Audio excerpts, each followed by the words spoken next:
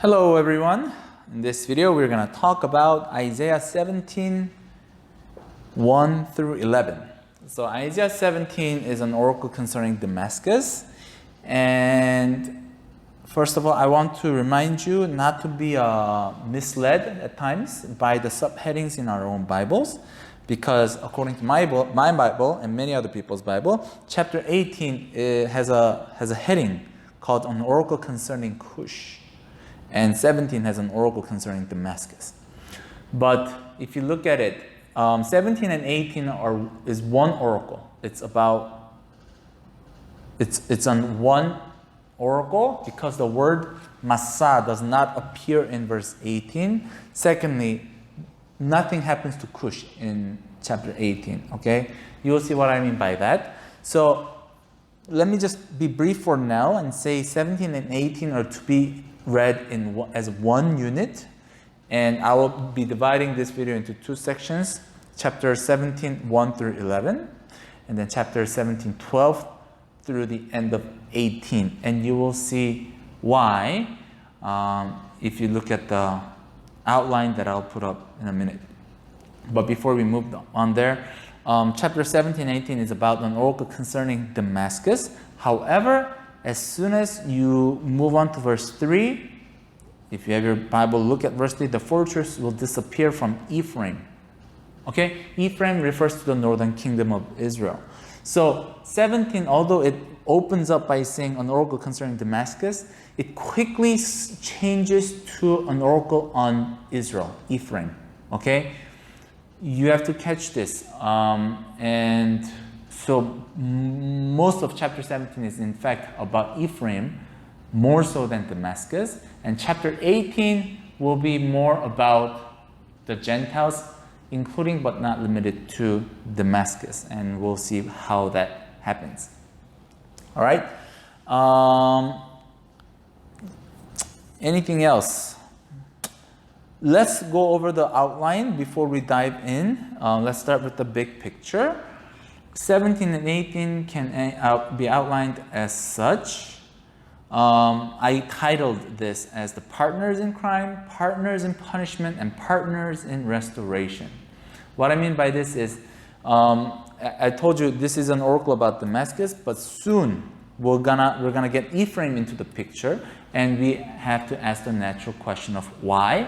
And the reason is because Ephraim and Damascus formed an alliance.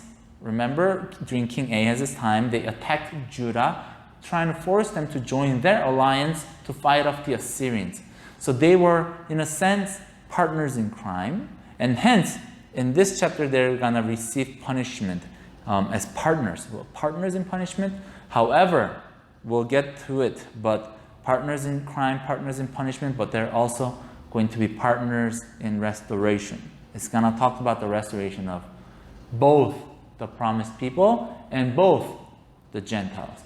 Okay, so in a sense, it's a very, very beautiful picture, and I hope you come to grips of how profound this restoration is, as spoken by Isaiah in these two chapters, that reflects God's redemptive plan. All right, let's look at the outline. I've divided it into three parts: introduction, the first three verses, judgment, the recipients, and restoration.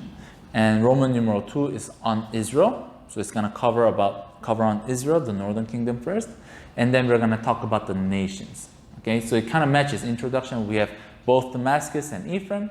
And for the rest of the oracle, we have one chunk about Israel and one chunk about the nations. Okay, let's look at Roman numeral 1 more carefully. Pronouncement of judgment on Damascus. All right, Damascus, you're going to get judged, and so on.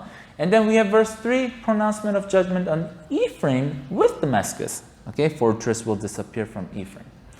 And then we have joint restoration of Syria and Israel in verse 3b. And the remnant of Syria will be like the glory of the children of Israel. All right, let's first of all go through this outlines. And the second Roman numeral is on Israel in that day. There are three in that day statements, and each has a topic. First, it's going to talk about the destruction, which is going to be nearly complete, but have leaves a little bit of room for remnants. Second is the return of Israel to God. And the third in that day section is going to go back to the destruction, describing why they're going to be destroyed. Okay? Roman numeral 3 is on the nations. Note that Roman numeral 3 begins with 1712, not 18:1. Okay? Towards the end of chapter 17 begins a new section. And how do I know this? Look at verse 17:12. Chapter 17:12, it says, the thunder of many peoples. Okay, is in the Hebrew, oi. Okay?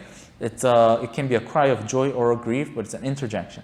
But also look at in 18:1. Chapter 18:1, it says, land of warring wings that is beyond the rivers of Cush. So we have two statements, or oi statements. In Israel, when we talked about Israel, it had 3 in that day statements, but on the nations we have 2 oi statements, and they have parallel structure. What do I mean by that? First, it's going to address the nations as a destroyer, but the judgment is that the destroyer itself is going to be destroyed. This destroyer is a Gentile nation. And then the second oi statement, A prime, is going to address this a nation tall and smooth. We'll get there. But then the judgment is that the Lord's patience and ultimate destruction on these nations. And then it will end with the last verse, the worship of the nations at Zion, which should echo automatically whenever you see this, nations, Gentiles coming to worship God, you have to remember Isaiah 2, 1 through 4. Isaiah 1 through 5 is the introduction hitting the major themes, and this is always an echo of that Isaiah 2, 1 through 4, which is going to be happening in the millennium kingdom. Okay, so this is the overview of what we're going to talk about for Isaiah 17 and 18.